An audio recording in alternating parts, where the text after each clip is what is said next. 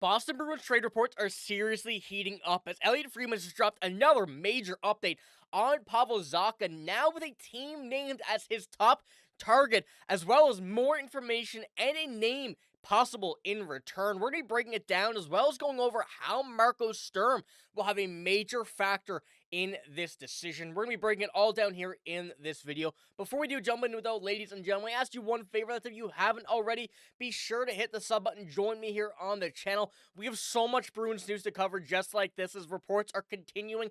And once again, absolutely starting to light on fire after the past few games from the Bruins, as well as other stuff going across the NHL. And like I said, we're going to be covering it all here on the channel. You won't want to miss it, but let's jump straight into this because we have a lot here from Elliotte Friedman today, as he's just dropped a whole bunch of information regarding Pavel Zacha and a team in the Vancouver Canucks who now have shown quite a bit of interest and a lot more than we've previously seen. And starting off with this is what he had to say. Be sure to take a pause, read it, go ahead through this. He says, Pavel Zacha and the Canucks. My buddy Rick Dhaliwal reported the Canucks had contacted the Bruins this week about Zaka.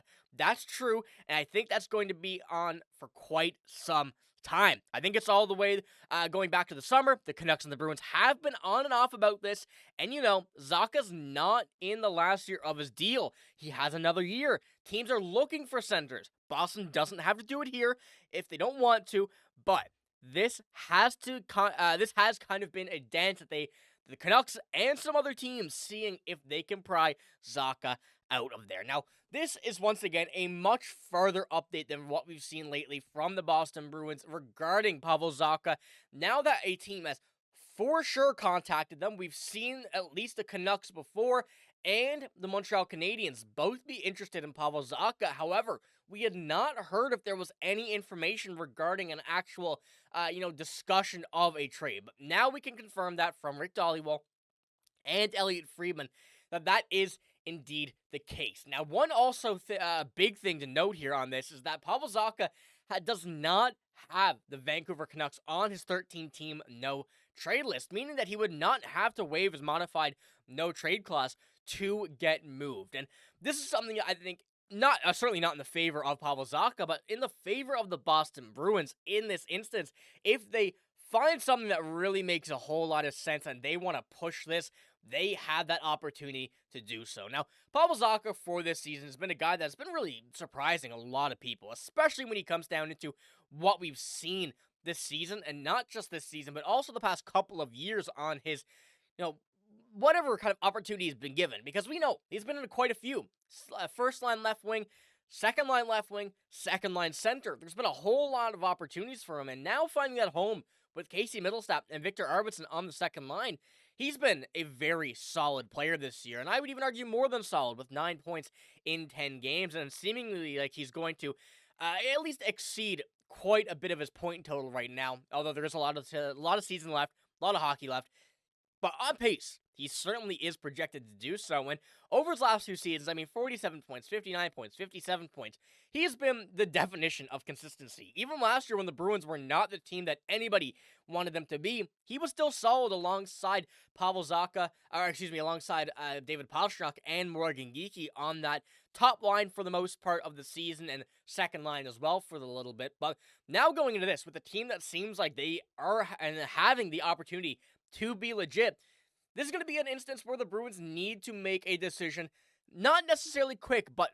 before the trade deadline. And when it comes down to it, the Bruins having that opportunity to have Zaka on this lineup or trade him, they may have an opportunity where the value is too high to not keep him on this line. I'm going to jump into that here in a moment, but continuing on for Elliotte Friedman, he said that the Canucks basically have Pavel Zacha at the top of their list right now, and of course, is not on the no-trade clause, so there is an opportunity where this Canucks team goes and offers quite a bit, and we can kind of go over some names that have been mentioned and some that are very interesting for Bruins fans right now, especially when you're looking at the players that what they could be getting in this deal and what they provide to this team. And when you're looking at the lineup right now, there's a lot of younger players that are making their way into this lineup.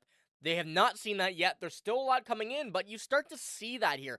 John Beecher been here the last little while, that's fine. Fraser Minton being one, as well as some other names like James Hagens, who was set to make his debut, at least what it seems, next year, as well as Dean Letourneau. They have a lot of younger players that are making their way up, and adding more of those seems to be the move that this Bruins team is trying to do, and especially the fact that they got Marco Sturm as a coach to help develop these younger players coming into the NHL over the next couple of seasons. And with Pavel Zacha being the second right now behind David Pastrnak with 9 points, and you see really the top 6 hosting that, you want to get some more scoring on your lineup, and there's no better player from the Vancouver Canucks than Jonathan Lekkerimaki on this. And he has been a name that I've been seeing floating around quite a bit for this Bruins team in this deal, along with a pick. Now, of course, there's nothing concrete at this point just yet. Elliotte Friedman has not yet given what a return would look like, but from what we've seen from not just Bruins fans, but also Canucks fans on what they're willing to give up, plus what they would do to get a second-line center, as the depth that they've had this season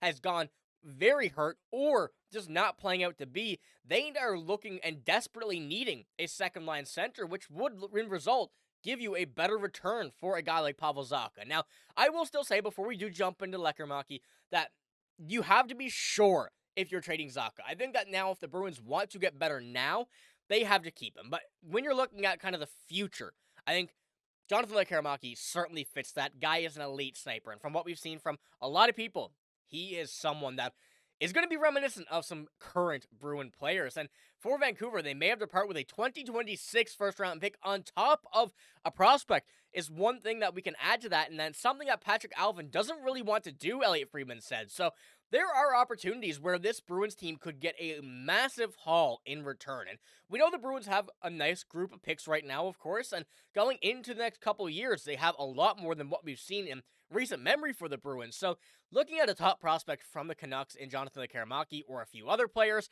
and a first-round pick, this is where things get a bit interesting, because as for me right now, this is something that I would seriously consider when you're looking at a guy like Pavel Zacha, who I'm overall not too interested in trading. And I'd be curious to see what you guys think in the comments below about this sort of deal, where you're getting a first-round pick as well as a top projected goal scorer for years to come in the NHL.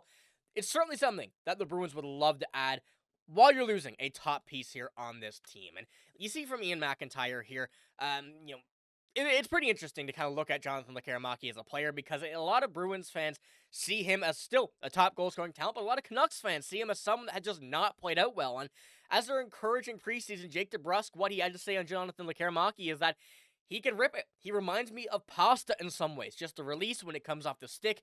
You guys saw it tonight, and this was from the preseason, but looking at this is obviously a great sign. And we do have a little interesting quote here from Canucks Digest, our fellow channel, Mark Pye, about what he sees from Jonathan Lekkerimaki and what he sees from him as a player. And you go on, he says, he has an incredible shot, quick to get it off. Harden also loves the one-timer, so he will be a great power play guy. Little small, not great defensively, but has been able to score everywhere he has been. The AHL last year, he got scratched a bit because it's the most hockey he's ever played, but came back and scored 2 big goals to force a series lead in the finals.